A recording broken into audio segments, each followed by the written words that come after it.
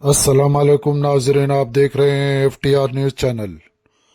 خواجہ غریب نواز foundation Sangareddy کی جانب سے عرس شریف سلطان الہند حضرت خواجہ غریب نواز رحمۃ اللہ علیہ کی مناسبت سے بسم اللہ مسجد جلال باغ سنگاریڈی میں جلسے جشن غریب نواز نماز جمعہ سے قبل مولوی محمد اکرام علی عمر عزیزی نوری چشتی القادری صدر غریب نواز فاؤنڈیشن کی نظامت میں مہمان مقرر مولانا سعادت علی شاہ قادری چشتی جامع نظامیہ حیدرآباد نے خطاب کیا۔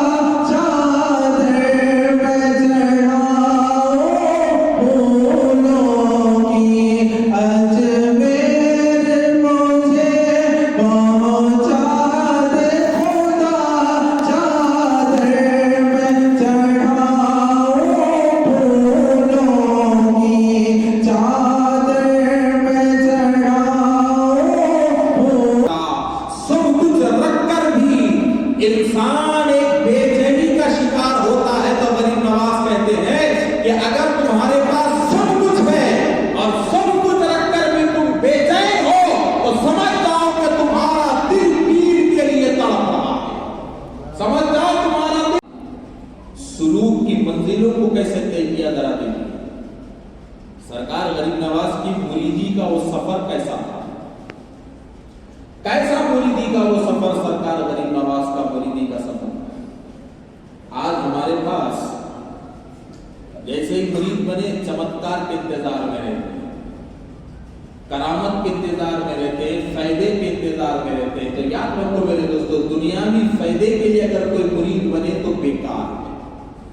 کسی مقصد کے لیے حضرت معین الدین چشتی کو کعبۃ اللہ میں لے جاتے ہیں، کعبے کا طواف کراتے ہیں تو کتنا حسین منظر ہے کہ خواجہ عثمان ہارونی جیسا پیر سامنے ہے، معین الدین چشتی جیسا مرید پیچھے ہے، اور یہ ایسا باادب مرید ہے کہ طواف کعبہ میں بھی اپنے پیر کے قدموں کا لحاظ رکھا ہوا ہے کہ قدم پہ قدم وہ طواف کرتے جاتے ہیں، پیر کے قدموں سے ایک انچ بھی معین الدین ہٹ کے قدم نہیں ڈالتے طواف کعبہ میں، بس طواف کعبہ چلتے جاتا ہے، چلتے جاتا ہے، چلتے جاتا ہے۔ دوران کعبہ حضرت خواجہ عثمان ہارونی پہ ایک عجیب کیفیت طاری ہو جاتی ہے، رک جاتے ہیں، حضرت معین الدین چشتی کے ہاتھ کو پکڑ کر اٹھاتے ہیں اور کہتے ہیں کہ اے پروردگار، میں نے میرے مرید معین الدین کو تیرے حوالے کیا، میں نے میرے مرید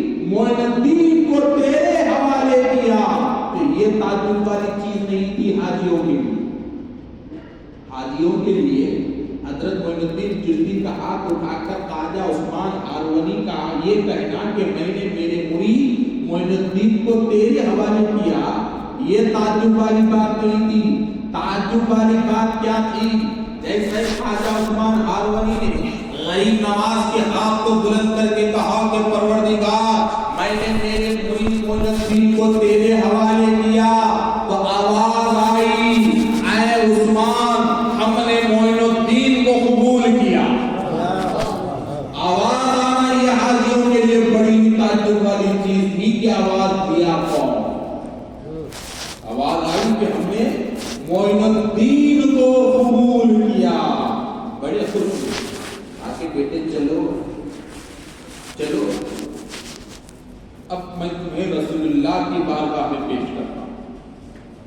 خواجہ اجمیری کی ولایت دیکھی کتنی بلند ہے، کتنی بلند ہے۔ میرے جملے پہ غور کرنا، جو جملہ میں کہنے جا رہا ہوں اس پہ غور کرنا کہ آپ کی ولایت کتنی بلند ہے، کتنی بلند ہے۔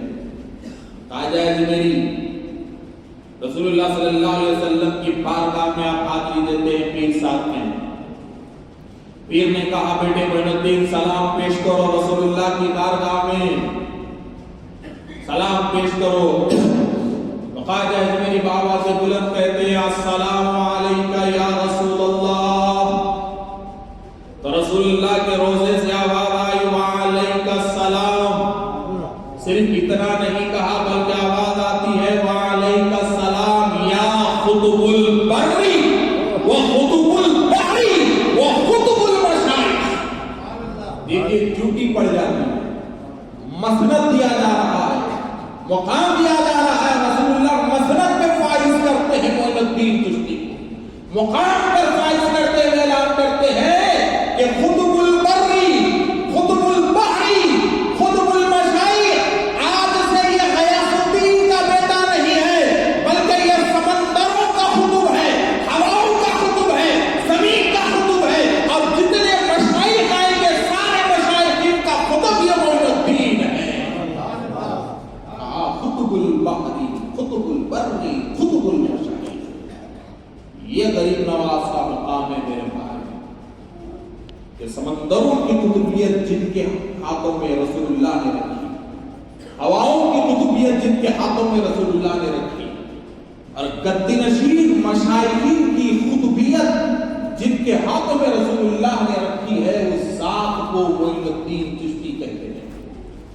और वहां से हुक्म हुआ कि मोइनुद्दीन अब यहां मत रहो, जाओ, हिंदुस्तान तुम्हारे सुपुर्द कर दिया गया है, हिंद जाओ, हिंद जाओ। देखिए वक्त हो रहा है, बात को समेट के मुख्तसर कहता हूं, जुमा को होता ही मुख्तसर है, तब जरा